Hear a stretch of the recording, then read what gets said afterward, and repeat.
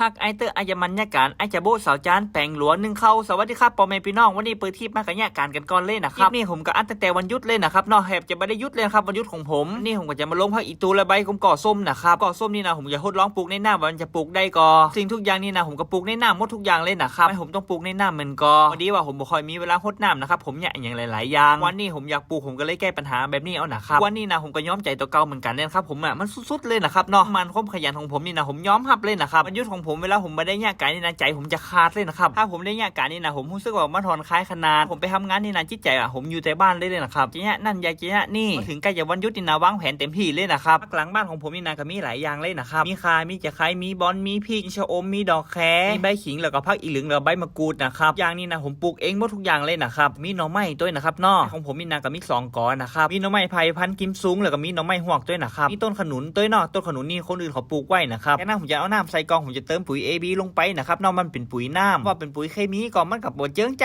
นะครับพ่อแม่พี่น้องคิดว่ามันใจมันก็ใจถ้าพ่อแม่พี่น้องคิดว่ามันบ่ใจมันก็บ่ใจเนาะ นั่นผมจะใส่ปุ๋ย A ลงไปเลยนะครับเนาะปลูกผักปลูกไม้นะมันก็มีค่าปุ๋ยของมันเหมือนกันนะครับค่าอีซีของปุ๋ยนี่นะผมจะใส่ไปอยู่ที่1,500นะครับมันแล้วแต่ผักไม้หลายสายพันธุ์ด้วยนะครับเนาะอยากปลูกอย่างก็ใส่ค่าอีซีแต่อันนะครับใครอยากรู้ก็ไปศึกษาในแอปแดงเลยนะครับเนาะทุกวันนี้ผมก็ไม่ได้เก่งนะครับผมก็ศึกษาในแอปแดงมาเหมือนกันเนาะผมก็บ่สามารถบอกได้นะครับเนาะว่าค่าอีซีตัวไหนมันเป็นจะได้ที่ผมใส่ปุ๋ยนี่นะผมก็จะปลูกผักอีตูและผักกมก่อส้มนะครับเป็นลงเนี่ยนะลงน้อยๆเนี่ยนะผมจะปลูกมะเขือแล้วก็พริกมะเขือส้มนะครับเนาะว่ามันจะรอดบ่ฮู้เหมือนกันนะครับปลูกผักในน้ำนี่นะผมก็แยกเป็นครั้งแรกเหมือนกันมันจะลุ่งก็รอติดตามกันตัวนะครับผักไม้ทุกวันนี้นะผมก็อยากจะปลูกกินเองนะครับเนาะปลูกกินเองนะซื้อแล้วมันเปลืองตังค์ตัวนะครับบอกเลยนะครับพริกนี่นะมันใช้สารเคมีหนักขนาดเลยครับยาฆ่าแมลงยาสปัดสเปดนะครับเนาะวันนี้ผมเลือกจะขาย2 กอนะครับเพื่อสาวแมมตัดนี่นะครับกอที่ผมกินนะน่าจะได้เป็นเดือนเลยนะครับอย่างหนักเลยนะครับเนาะดีว่าพอเท่าผมมาปลูกไว้หนักขนาดนะครับอยากขายนี่นะโอกาสนี่นะผมก็จะปลูกจะขายในหน้าเหมือนกันพ่อแม่พี่น้องนี่อาจจะงงเหมือนกันครับปลูกจะขายในหน้ามันได้กะเตือนหน้าก็รอรับชมกันแล้วกันนะครับเนาะถ้าผมมีเวลาเนี่ยผมจะปลูกให้พ่อแม่พี่น้องได้ดูเลยนะครับว่ามันปลูกได้อีกโรงนึงนะผมก็ร้องงบประมาณนะครับร้องงบประมาณมีเงินนี่นะผมจะปลูกผักหลายๆอย่างเหมือนกัน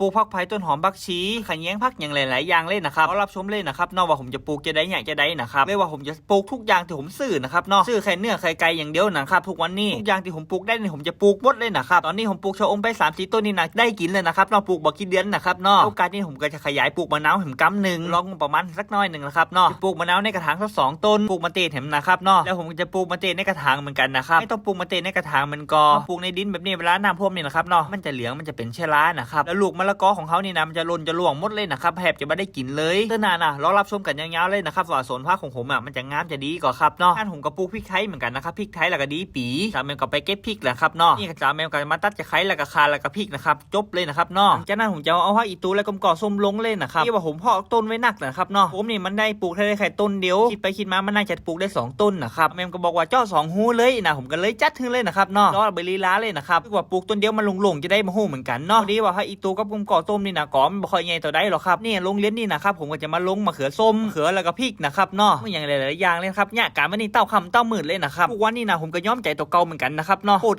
แต่เลยนะครับเนาะทำงานโรงงานนี่นะผมไม่ได้ทำงานในออฟฟิศนะครับทำงานไลฟ์ปกติเหมือนกันการเป็นวันค่ำเหมือนกันนะครับยุดผมกลับมานี่นะผมก็ไม่ได้ยุดแบบนี้ผมก็สุดยอดเหมือนกันเลยนะครับเนาะความแข็งความบ้าของผมเนี่ยสุดยอดตอนนั้นเนาะ บ้าก็ดูนะครับเนาะสามแมมเนี่ยการเต้าคำเต้าหมื่นเลยนะครับสามแมมมาเนี่ยวันนี้นะผมคูมาฮื้อเนี่ยพร้อมนะครับเนาะเขาจะได้เต็มใจมาเนี่ยนะผมคูอย่างเดียว เมียไว้คูนะครับเนาะคูอย่างเดียวเลยนะครับเนาะเถียงทีหลังนี่เขาขอโทษเอาทีหลังเอานะครับเนาะ หยอกเล่นมาได้ครับผมครูสามแมมนะเอาม่วนมาได้ครับไม่ได้ครูจริงจังนะครับเนาะจากนั้นสามแมมก็ลงพริกมะเขือแล้วก็มะเขือเทศลงเรียบร้อยเลยนะครับเนาะจบการนะครับวันนี้นะเนี่ยการมันค่ำ